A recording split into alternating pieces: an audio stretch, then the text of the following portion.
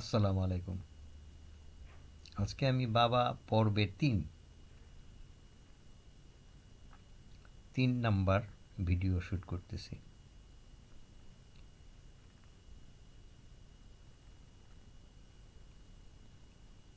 আমি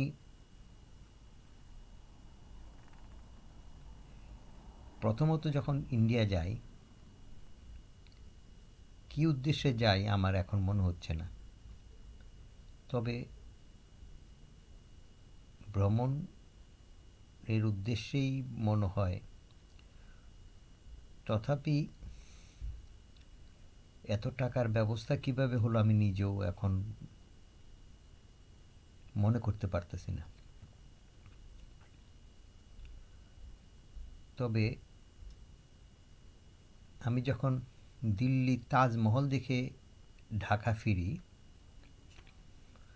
আব্বা বিশ্বাস করতে পারছিল না যে আমি দিল্লি পর্যন্ত গেছি এবং ইভেন কি আমি আগ্রা তাজমহল দেখেছি। ছোটো ছোটো ভাই বোনদের কাছে শুনেছে। তো সহসায় একদিন আমার বাবার ছোট্ট একটা অফিস ঘর ছিল, রাধেশ্যামবাবুর বাড়ি, বাসার অপোজিটে একটি হিন্দু বাড়ি। তো ও ওই হিন্দু ভদ্রলোকের দোতলা বাড়ি, নিচের তালা একটা কোঠা আব্বা অফিস নিয়েছিল। দীর্ঘদিন যাবৎ অফিস পরিচালনা করছে ওখানে, ও করতো। তো ওই অফিসে বসে রেমিংটন টাইপরাইটার আব্বা কিনেছিল। ওইটা অফিসিয়ালি আব্বা ইউজ করতো। আমাদের নেক্সট ডোরে একজন চাচা ছিলেন, চাচার টাইপিস্ট চাচা। উনি আব্বা অনর্গল ইংলিশে কথা বলতেন আর উনি টাইপ করতেন। তো jute mills corporation, textile mills corporation, বিভিন্ন প্যাটেন্ট অফিস। আজকে আমার কাছে সেই অফিসটা নাই এবং অফিসের কাগজগুলি ডকুমেন্টরিও নাই। আমার কাছে মনে হয় যদি ওই ডকুমেন্টসগুলি থাকতো তাহলে ওই সূত্র নিয়ে কথা বলতে পারতাম যে হোয়াট ইজ ফাদার। তো সাধারণভাবে বাপ ছেলের কথোপকথনের মাধ্যমে যতটুকু আমি বলবো বা যতটুকু আমি জানি ততটুকুই আমার সীমাবদ্ধতা। এর বাইরে কিছু আমি বলতে পারি না।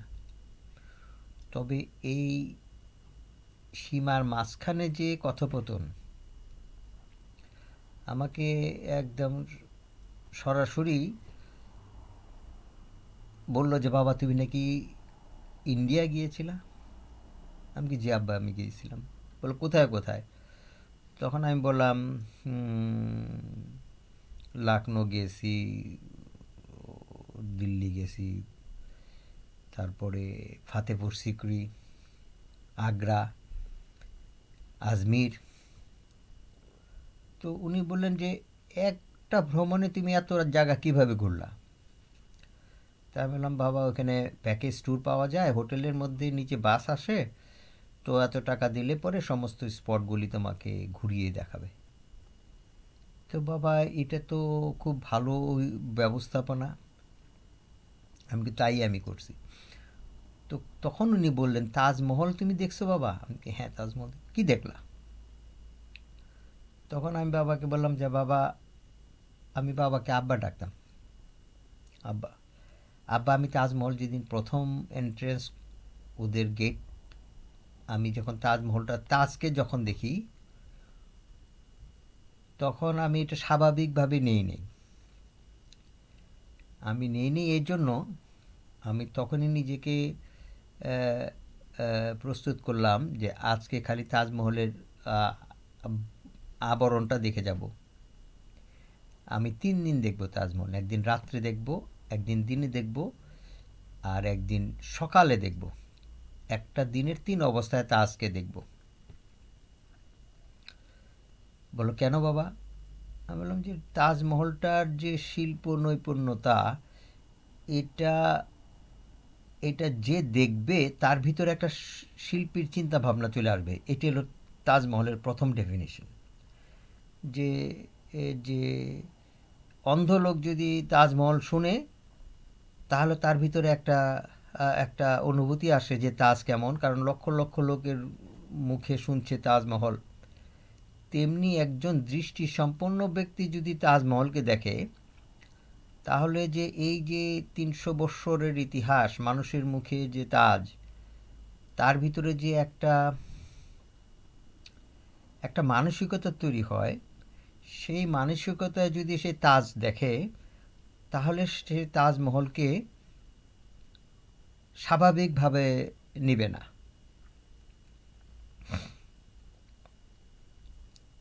আমি যখন প্রথম তাজমহল দেখি সেই দিনই বাবাকে বললাম যে আমি একদিন তাজমহল দেখব না, 3 দিন দেখব, 3 অবস্থায়। একটা খুব সুন্দর হাসি দিত আব্বা, যে হাসিটার ভিতর থেকে আসতো, মানে বানানো হাসি না, এবং এই হাসিটা সচরাচর দেখা যেত না। খুব উৎফুল্ল না হলে সেই হাসিটা আসতো না। তবে আমার মেজ বোনের সাথে সেরকম হাসি নিয়ে সবসময় কথা বলতো। আমার যে মেজ বোন, ওর সাথে আব্বার সমস্ত কথাবার্তা হাসি খুশিভাবে ছিল, কিন্তু আমাদের সাথে খুব কঠোর ভাবপ্রবণ। সেই তাজমহলের কথায় আসি। প্রথম দিন যখন সকালবেলা আমি ভোরে তাজমহল দেখি, নিকটতম একটা হোটেলে ভাড়া ছিল, হোটেল ভাড়া করেছিলাম, সেখান থেকে সরাসরি পায়ে হেঁটে আমি তাজমহল দেখি। তখন তাজমহলটা দেখার ভিতরে আমি ছোট ছোট টিলা আমি পায়ে হেঁটে পার হচ্ছি, যে টিলাগুলা দেখলে মনে হচ্ছে অস্থায়ী টিলা। এই মাটিগুলো এখানকার আগে পূর্বভাবে না, এটাকে পরবর্তী সময়ে কেউ হয়তো বা এটা সংস্কার করার জন্য নিয়ে আসছে। ওই মাটির ঢিলা দেখে আমার ভিতরে একটা পরিকল্পনা ছিল, যখন নাকি তাজকে ভিত্তি স্থাপন করে তখন ছিল আন্ডারগ্রাউন্ড লেভেলে, যেটা ভিত্তি স্থাপন। তারপরে ওই পাথরের উপরে পাথর যদি উঠানো যায় তাহলে তার লিফটের দরকার হয়। তখন এত উচ্চ কারিগরি পন্থা ছিল না, যার জন্য মাটি স্লোপিং করে করে বাঁশ এবং মাটি, কাঠ ইত্যাদি দিয়ে তারা একটা অস্থায়ী মঞ্চ তৈরি করে, এবং সেই অস্থায়ী মঞ্চ তৈরি করতে গেলে দূর থেকে মাটির প্রয়োজন হবে।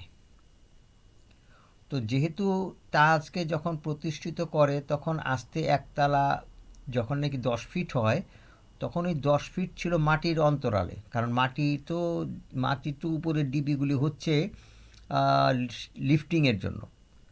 তারপরে তার যত উঠতেছে মাটির দ্বারা তত তত ততটুকু সেটা ঢেকে দিচ্ছে। এখানে দুইটা পন্থা আসছে। একটা, যখন নাকি তাজ সম্পূর্ণ হলো তখন বাইরের লোকেরা তাজ দেখতে পারে না, কারণ ওটা তখন মাটি দিয়ে নানা রকম ইট পাথর দিয়ে সেটা, যেমন এখন যে বড় বড় কনস্ট্রাকশন হয় প্লাস্টিকের নানা রকম বেরি দিয়ে জিনিসটা তৈরি করে, বাইরে থেকে দেখা যাচ্ছে না কি হচ্ছে।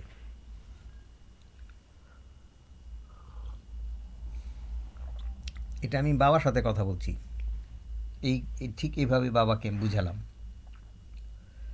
তারপর যখন তাজ সম্পূর্ণ হয়ে গেল তখন আরও কিছুদিন সময় নিল এই মাটিগুলি, ওই যে ডিবিগুলি আমি পার হয়ে গেছি ওই জায়গায় স্থানান্তরিত করুন। তাজমহল থেকে আধা কিলোমিটার বা আধা মাইল এরকমই দূরে ওই মাটিগুলা ওরা ওইখান থেকে স্থানান্তরিত হয়েছে, যার জন্য ওই অস্থায়ী পাহাড়গুলা, আসলে এটা পূর্বে পাহাড় ছিল না।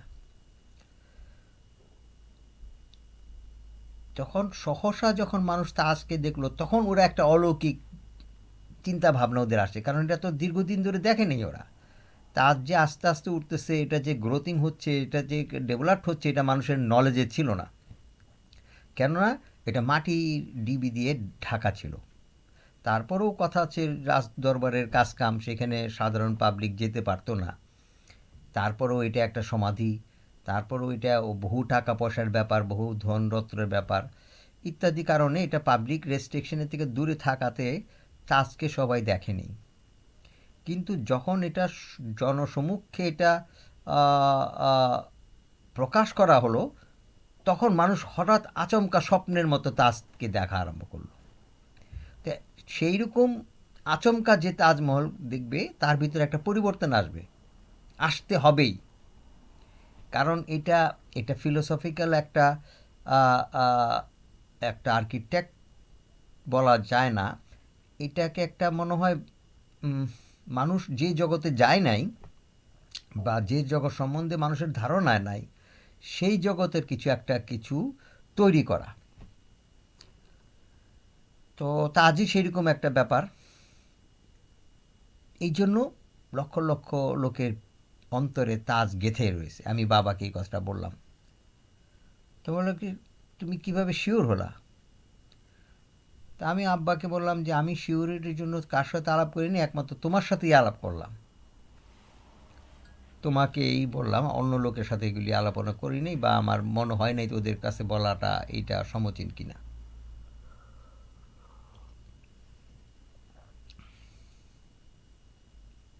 তখন আব্বা আমার মাথায় হাত দিয়ে বলল, ইউ আর রাইট বাবা, তুমি ঠিকই বলেছ। তোমার তোমার দৃষ্টিতে যা ধরা পড়েছিল, আমার দৃষ্টিতেও সেই একই জিনিস ধরা পড়ছিল। আজকে দীর্ঘদিন পরে আমার কথাটাই তোমার মুখ থেকে শুনলাম, এবং আমি আজকে বিশ্বাস করলাম যে এটা এটা মাটিটা ওই খনন কাজের ভিতরে ব্যবহার হয়েছিল। নাহলে আমার ভিতরে সন্দেহ ছিল যে মাটির ডিবিগুলি কিসের, কেন এখানে। সেই রকম তাজ সকালকে দেখে, দুপুরবেলা রাত্রেবেলা তাজকে দেখে আমার মনের মাঝে এমন একটা এমন একটা দেশপ্রেমের একটা একটা একটা সংজ্ঞা উকিঝুঁকি করতেছিল। বলল যে তাজমহল না তৈরি করে যদি হাজার হাজার মাইল রাস্তা করা যেত, হাজার হাজার গ্রামের উন্নতি করা যেত, তাহলে এই তাজমহলকে যে পয়সা দিয়ে তৈরি করছে, সেই পয়সাটার একটা বিরাট উপকার হতো। তো উম,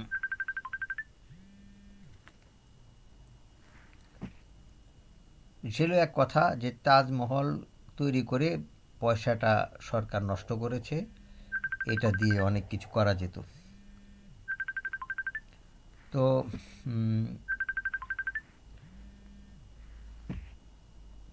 তারপরে যখন আমি দিল্লি শহর ঘুরলাম, মাথুরা গেলাম, তারপরে অন্য অন্য শহরগুলিও দেখলাম, দেখলাম সবখানেই মুসলিম সাম্রাজ্যের একটা বিশাল শহর।